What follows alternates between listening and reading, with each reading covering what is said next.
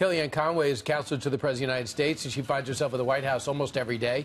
Kellyanne, first off, I guess the #1 story was something Democrats said was going to go away. There was an election ploy. The whole caravan coming to the border was an election ploy by the president to try to rally his base. What do they say now? Well, of course, they've been disproven, and everything that was predicted by the president and Secretary Nielsen and Homeland Security and others has come true. In fact, there was a caravan.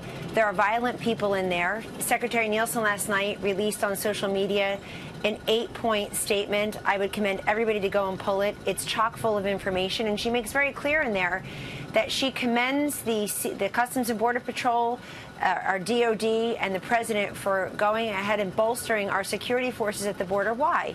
Because there are violent elements in this caravan. The media, mainstream media, only wants you to see the children, the families. They're not telling you that most of the caravan are males traveling by themselves, that, of course, projectiles and rocks were thrown at our brave men and women at the border, and they use non-lethal force in response because they have a right to defend themselves and to make sure that others who are there are not harmed. And Secretary Nielsen also points out that about 90% of the people coming through are likely not eligible for asylum. The DHS processed 38,000 credible fears of asylum, credible fear claims just last year. And she also says that the violence and the surge was entirely predictable. This has nothing to do with the base. I mean, are you telling me that national security is a base issue? This is everybody's business. She also says, and I want to repeat here on behalf of the president, Congress must now do its job and act. The president has negotiated in good faith. He has been very clear for 3.5 years now that border security and our national sovereignty is an imperative.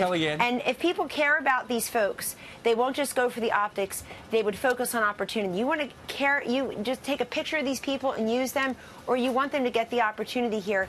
Get them to stand in line, come through one of the 26 ports of entry legally, and come into this country legally. The president has made it clear time and again, come legally. Well, he has. But, you know, it was in the last year or so when it sounded like the president and Chuck Schumer had a deal.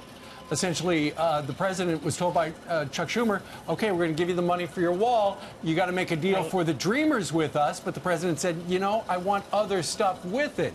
Was that a miscalculation? No. Should he have settled for the wall for the Dreamers? Well, how is it a miscalculation, Steve, respectfully, if the quote, other things the president is looking for is an end to chain migration, an end to this visa lottery system?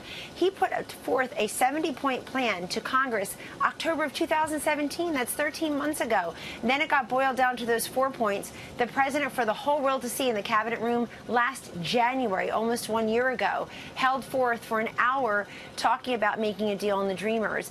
Look, Congress has not negotiated in good faith for many years on immigration. They failed to do their job, and I think it's a large part of how the president got elected and why this continues to be a big issue.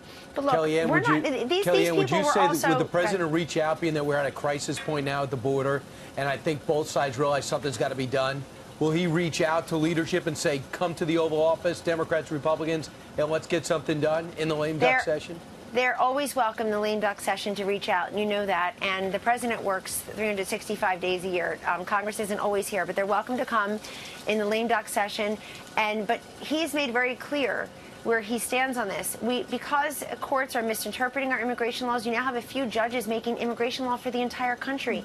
We can't have this. This is a legislative duty. Also, I just want to make clear that the people who are really harming these folks who think they can come over the border are the coyotes and others who took money from these people, promising them things that simply are just not true. You can't break the law. You've got to come here legally. We are the most generous nation to immigrants in history. We have allowed about 33 million people to emigrate legally. Kellyanne, I want to pivot to Russia because obviously tensions have been escalating between Russia and Ukraine. You saw a strong statement come out from Nikki Haley, Mike Pompeo as well. What can we expect from the president on this? Well, the president is keeping a close watch on what is happening there, and I think it was incredibly important that the UN called this emergency meeting yesterday with Ambassador Haley, and obviously Secretary Pompeo has weighed in as well. This president has shown his willingness to sanction Russian officials when necessary. He has done that. He's expelled some from this country. He's sanctioned others. He has pushed back on Putin not once but twice when Assad was gassing his own people, for example. And so America First means exactly that.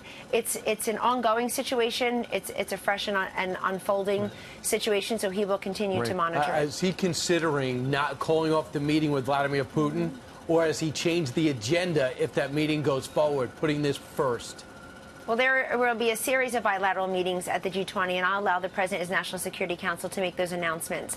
But obviously, Mr. Putin and President Trump will both be there, as will a number of other leaders. All right. Meanwhile, the House Ways and Means Committee Chairman, Kevin Brady, has a 297-page tax and IRS package ready to be talked about tomorrow and perhaps voted on by the lame duck House later on this week. Then it's going to go to the Senate. It does need 60 votes. Do you think there's bipartisan support to do something about fixing our tax situation?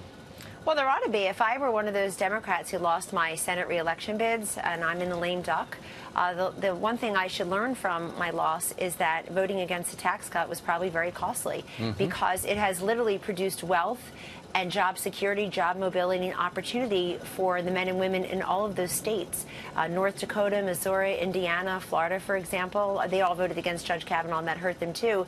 But voting against the tax cut was really a breach of faith with their constituents a year ago. So perhaps they would do the right thing on their way out and try to protect and create that wealth. And the reason that Chairman Brady and the President are for increased tax cuts for the middle class and simplifying the process by the way that you file those taxes is because it's worked. All the skeptics 1 year ago, if I stood here a year ago on other channels, all the skeptics and naysayers said it can't pass, and if it does, it would only be a big boon for corporate America, for the wealthy. That is just not true. Over 8 million Americans and counting have received bonuses and raises. The president has created trillions of dollars of wealth since his election, and the tax cuts and the deregulation and the energy boom all put together has really created a historic economy and these optimism and confidence rates as well. All right. Busy day at the White House. Kellyanne Conway, thank you very much. Thank you. You bet.